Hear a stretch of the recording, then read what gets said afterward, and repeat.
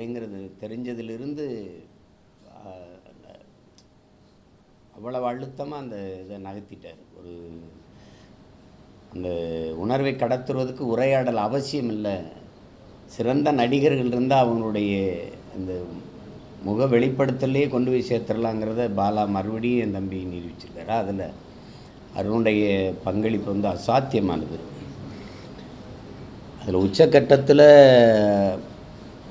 தம்பி சித்தன் ஜெயமூர்த்தியுடைய குரல் வரும்போது அவர் நடிக்கிற அந்த பேசாமல் நடிக்கிற காட்சியில் நெகிழாத மனிதனே இருக்க முடியாது. அவ்வளவு ஒரு சிறந்த ஆற்றலை என் தம்பி வெடிப்பதை பார்த்துருக்கேன். நான் தடயம் காக்க இது தடையரை தாக்க, குற்றம் 23 இந்த படங்கள்லாம் அவருக்கு சிறந்த படமாக அமைஞ்சது. ஆனால் எல்லாத்தையும் விட இது படம்னு சொல்ல முடியாது, இது ஒரு காவியம். அது இன்றைக்கி சமூகத்தில் இன்று வரை பற்றி எரிந்து கொண்டிருக்கிற பாலியல் அந்த வன்கொடுமை இன்றைக்கி வரைக்கும் நம்ம பார்க்குறோம்.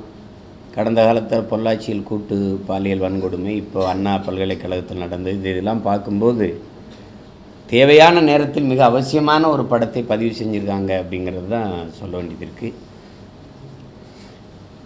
இதில் இது அருணுக்கு இது ஒரு திரைப்பயணத்தில் இது ஒரு மிக முக்கியமான ஒரு பதிவு. அருணால் என் தம்பியால் இவ்வளவு பெரிய கனமான ஒரு கதாபாத்திரத்தை எடுத்து அதை நடிச்சிட முடியும் அப்படிங்கிறத நிரூபிச்சிட்டார். அது அவருக்கு சண்டை போட தெரியும், நடன ஆட தெரியும், அப்படி தான் நினச்சிட்டு இருந்தாங்க. இது ரெண்டுமே செய்யாமல் என்னால் நடிக்க முடியுங்கிறத இந்த படம் உணர்த்திட்டுது. அதில் மிரண்டுட்டேன்னாலாம் அதுக்கப்புறம் என்னுடைய தம்பி காமாட்சி நிறைய படங்கள் தயாரிச்சிருக்காரு. அதனால் அவர் தயாரிப்பில் இது ரொம்ப முக்கியமான படம், ரொம்ப ரொம்ப முக்கியமான படம். அவன் இப்போ ஒரு தயாரிப்பாளர் ஆனதுக்கு இந்த படத்தை தயாரித்ததுக்கு ஒரு பெருமை அடைஞ்சிக்கலாம். நம்ம ஒரு சிறந்த படம் தயாரித்தோம், வணங்கான்னு ஒரு படம் தயாரித்தோங்கிறதுல அப்படி ஒரு பெருமையான ஒரு பதிப்பு. பாலா கற்பனையில் கதாபாத்திரங்களை தேடுறவன் இல்லை என்னுடைய தம்பி. அவன் சாலைகளில் தெருக்களில் அன்றாடம் சந்திக்கிற மனிதர்களை தான் அவன் கதாபாத்திரமாக எடுப்பான். இந்த சமூகங்களால் புறக்கணிக்கப்பட்ட நிராகரிக்கப்பட்ட மக்கள் அந்த அதுக்குள்ளே இருந்து தான் தேடுவான். ஏன்னா இங்கே யாரை பார்த்து நாம் அருவருக்கிறோமோ அதுதான் அவனுடைய கதாபாத்திரங்களாக கதாநாயகன் கதாநாயகியாக இருப்பாங்க. உதாரணமாக நீங்கள் பிதாமகனில் இருந்து இப்போ நான்கடவுளில் இருக்கிற கதாபாத்திரங்களாகட்டும், இப்போ எடுத்திருக்கிற இந்த வனங்காலில் வர கதாபாத்திரங்கள் நம்ம பார்க்க பேச ஒரு எப்படி சொல்கிறது அருவருப்பாக இவங்கெல்லாம் மனித பூச்சிகள் மாதிரி நினைப்போம். நம்ம அவங்கள நிராகரிக்கப்பட்ட மனிதர்களை எடுத்துக்கிட்டு தன்னுடைய திரையில் கதாபாத்திரங்கள் ஆக்கி உலக அங்கீகாரத்தை பெற்றுக் கொடுத்த ஒரு படைப்பாளி உண்டுன்னா அது என் தம்பி பாலா தான். இதில் படங்கள் வெற்றி தோல்வியை கவலைப்படாமல் தன்னுடைய தரத்தில் கொஞ்சம் தாழ்த்துகிறாத ஒரு படைப்பாளி. எங்களுடைய அப்பா பால்மேந்திரா அவர்கள் கூட சில படைப்புகள் சரியாக போகலைன்னா உங்களுக்கு என்ன இதுதானே வேணும்னு நீங்கள் கேட்டவைன்னு கூட ஒரு படத்தை எடுத்தார். ஆனால் அந்த சமரசம் கூட என்னுடைய தம்பி பாலா செய்து கொள்ளலை. பூக்களால் மாலை கட்டுவங்களை தான் நம்ம பார்த்துருக்கோம். உதிரி பூக்களை வைத்து அழகாக மாலை கட்டக்கூடிய ஒரு ஆற்றல் கொண்ட ஒரு திரைக்கலைஞர், ஒரு படைப்பாளி என்னுடைய தம்பி பாலா. அது இந்த படத்தில் மறுபடியும் அதை நிரூபிச்சிருக்காருன்னு தான் சொல்லணும். அப்படி அதில் தம்பி ஜிவி பிரகாசனுடைய இசை, அதுக்கப்புறம் பின்னணி இசை வழங்கியிருக்கிற சாம் சிஎஸ், ஒளிப்பதிவு, சண்டை இயக்குனர் தம்பி ஸ்டன் சில்வா எல்லாருமே சிறப்பாக பண்ணியிருக்காங்க.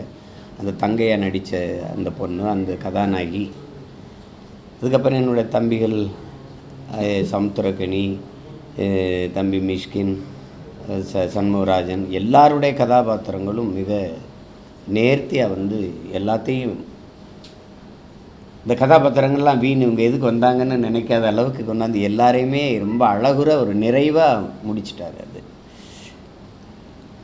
ரொம்ப நாளைக்கு அப்புறம் ரொம்ப ஒரு அவசியமான ஒரு தாக்கத்தை ஏற்படுத்தக்கூடிய ஒரு படைப்பு. சில படங்களாக ரொம்ப நேரம் ஓடும், முடியாதான்னு இது ஏன் இன்னும் முடியாமல் இருக்குதுன்னா ரொம்ப நேரம் ஓடுதுன்னு தோணும். இது சட்டுன்னு முடிஞ்சிருச்சு. அப்படி ஒரு கவிதை போல் ஒரு முடிச்சிட்டாரு. அது ரொம்ப ரொம்ப நல்ல படைப்பு வணங்கான்.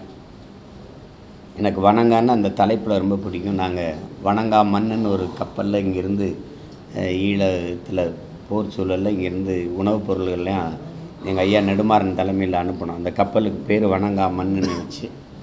அதே தான் அது வணங்கானும் அதுதான் எனக்கு நினைவூட்டுது. பாலா கூட ஒரு நேர்காணலில் சொல்லியிருந்தார், இந்த கதாபாத்திரம் தம்பி அருணுடைய கதாபாத்திரத்தை நான் அடிக்கடி சொல்கிறது பேரன்பும் பெருங்கோபமும் கொண்டவன் அப்படின்னு, அந்த தான் நான் எடுத்திருக்கேன் அப்படின்னு அதை வெளிப்படுத்தியிருக்கிறாரு. இதை நீங்கள் குற்றம் 23 அழகாக பார்த்த ஒரு தம்பியை இந்த படத்தில் வேறு ஒரு ஆளாக மாற்றி, இன்றைக்கி இருக்கிற நடிகர்கள்லேயே அந்த உடல் உறுதியில் வந்து அவர் தான் முதல்ல இருக்கிறார் பட்டியலிட்டதில். 6 பேக்கு அதையெல்லாம் மாற்றி ஒரு சிங்கிள் பேக் ஆக்கி கொண்டு வந்து நானும் சுரேஷ் பேசிக்கிட்டோம். அது எடை போட்டு அதுக்குன்னு இப்போ மறுபடியும் பழைய மாதிரி ஆகிட்டார். ஆனால் அது எவ்வளோ கடினம்னு அதை செஞ்சு பார்க்குறவங்களுக்கு தான் தெரியும். சிறந்த படைப்பு. அந்த படைப்பை பங்கேற்ற 2 தம்பிகள் என் கூட இருக்காங்க. பாலாவுக்கு என்னுடைய அன்பும் வாழ்த்துக்களும் அது எப்போவும் இருக்குது. இப்போவும் சொல்கிறேன், என்னுடைய தம்பி சுரேஷ் தயாரித்து தம்பி அருண் நடித்தாருங்கிறதுக்காக சொல்லலை, உளப்பூர்வமாக சொல்கிறேன். ஒரு சிறந்த படைப்பு. அதில் சுரேஷுக்கு இந்த பெருமை, என் தம்பி சுரேஷ் காமாட்சிக்கு நம்ம ஒரு சிறந்த படத்தை தயாரிச்சிருக்கோம் அப்படின்னு. வெற்றி படம் வணிக ரீதியாக பெரிய படங்கள்லாம் தயாரிச்சிருக்கோம். அப்படி மாநாடுலாம் பெரிய வெற்றியாக வருது.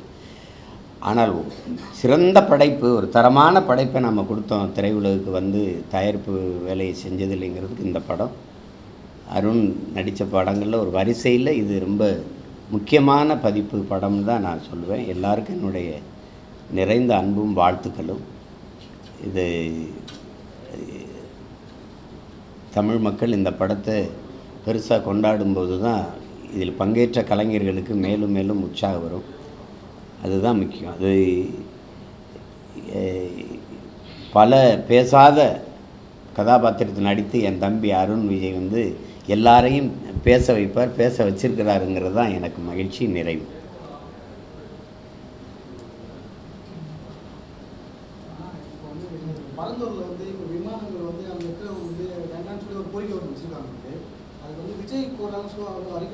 இல்லை இதுதான் முக்கியம். ஏன்னா அதுக்கு வந்து எனக்கு நிறைய இடம் இருக்குது. இதுதான் இடம். இதை விட்டு வெளியில் போயிட்டு அது ஏன் இடம் தான்.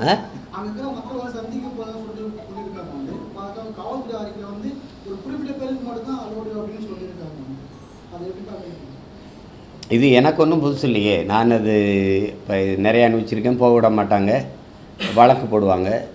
அது நடக்கிறது தான்.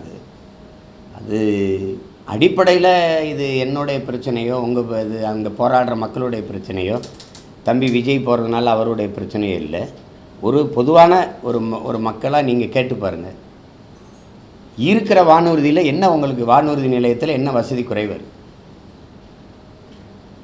வானூர்தி தான் குறைவாக இருக்குது. இன்னும் ஒரே ஒரு வண்டி தான் பறக்குது, இண்டிகோ. அது இங்கேருந்து நான் மதுரைக்கு போக 24,000 ஒரு பயணச்சீட்டு, திருப்பி வர 24,000. அப்போ 50,000 செலவழிக்க வேண்டியது இருக்குது. நிறைய விண்ணூர்திகளே இல்லை. இருக்கிற விண்ணூர்தி நிலையத்திலே பறக்க விண்ணூர்தி இல்லாத போது 5000 ஏக்கரில் புதிதாக ஒரு ஏர்போர்ட் விண்ணூர்தி நிலையம் கட்டுறேன். அதுவும் விளைநிலங்களை, பல ஏரிகளை, நீர்த்தேக்கங்களை தூத்து விட்டு அதில் 5000 ஏக்கரில் ஏர்போர்ட்டு கட்டுறேங்கிறது அவசியமானு பார்க்கணும். கோயம்பேட்டில் இருக்கிற பேருந்து நிலையத்தில் உங்களுக்கு என்ன பிரச்சனை? எதுக்கு கிளாம்பாக்கத்துக்கு கொண்டு போனீங்க? நாங்கள் எங்கள் கிராமத்தில் இருந்து ஊரில் இருந்து இங்கே கிளாம்பாக்கம் வர்றதுக்கு 2000, அங்கேருந்து சென்னைக்குள்ளே வர 2000.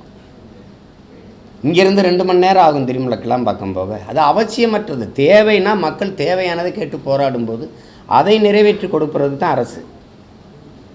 அதனால் நீங்கள் அதை வலுக்கட்டாயமாக அந்த ஏர்போர்ட்டை திணிக்கிறீங்க.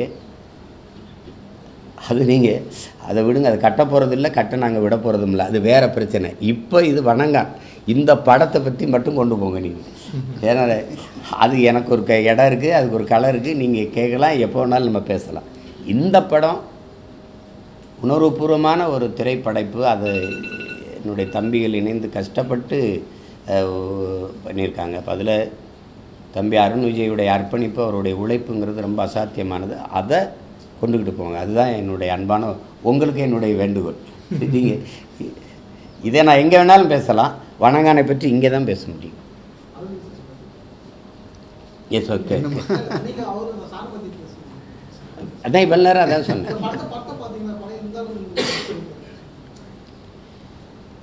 புரியல படத்தை பற்றி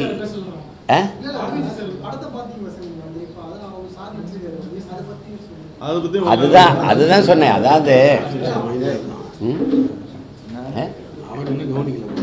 இல்லை ஒரு ஆக்ஷன் ஹீரோவாக தான் நீங்கள் பார்த்துருப்பீங்க. அவர் நல்ல சண்டை செய்வார், நடனம் ஆடுவார், இப்போ இதுதான் நீங்கள் பார்த்துருப்பீங்க. ஆனால் இந்த படத்தில் அவர் வசனமே பேசாமல் நடித்து அவர் தன்னுடைய அந்த கதாபாத்திரத்தை வெளிப்படுத்தியிருக்க விதம் வந்து ரொம்ப பாராட்டத்தக்கது, ரொம்ப அசாத்தியமானது. அந்த ஆற்றலை இதுவரைக்கும் நீங்கள் அப்படி ஒரு அருண் விஜய் நீங்கள் திரையில் பார்த்துருக்க மாட்டீங்க. அது யாருமே அதை பார்த்து பிரமித்து தான் போவாங்க, நெகிழ்ந்து பாராட்டுவாங்க. அதில் என் தம்பியை நான் உளமாற பாராட்டுறேன். நன்றி.